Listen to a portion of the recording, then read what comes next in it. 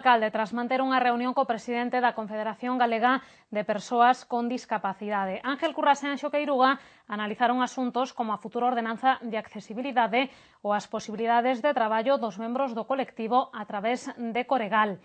E que nos últimos tempos notouse unha enorme baixada nos quilos de papel e cartón recollidos na cidade.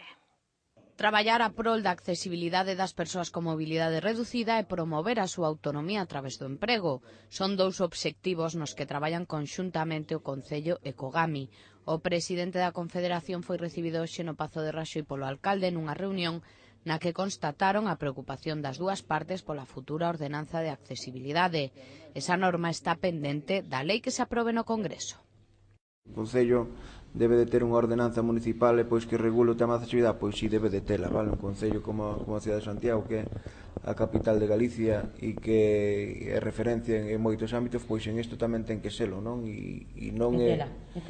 Non, quer dicir, temos que traballar para tela, vale? Quer dicir, dicía o alcalde, está a lei de accesibilidade en este momento en debate parlamentario, mañán pois hai unha exposición e unha intervención dos grupos parlamentarios sobre a mesma e despois queda un desarrollo pois dun decreto para o desenvolvemento desa lei que é bastante pois generalista, vale? E despois hai que concretala máis nun decreto.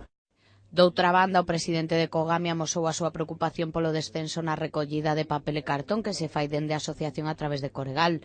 Currás comprometeuse a vixiar máis estes contedores por se houbera roubos e que a baixada foi notoria pasando de 680 toneladas anuais a só 200. Plantexan efectivamente un problema que é de xusticia e que progresivamente pois se está producindo unha perda de recollida de toneladas, de tal maneira que desde fai 5 anos á actualidade pois se pasou de 680 toneladas a pouco máis de 200 toneladas, precisamente polo roubo de cartón e papel dos propios contenedores ou incluso do servicio de recollida que eles levan a cabo, non? En 2013, máis de 120 persoas con discapacidade conseguiron un emprego, mentres que 110 incorporáronse ás bolsas de traballo de Cogami.